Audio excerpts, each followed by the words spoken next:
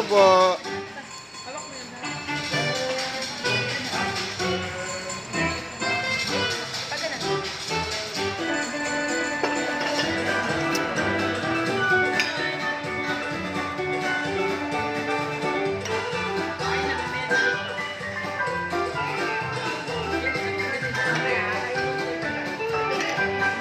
Ganyan lang. Ito, sarap na sarap pa. Umaga. Hindi siya kataba ng bangus.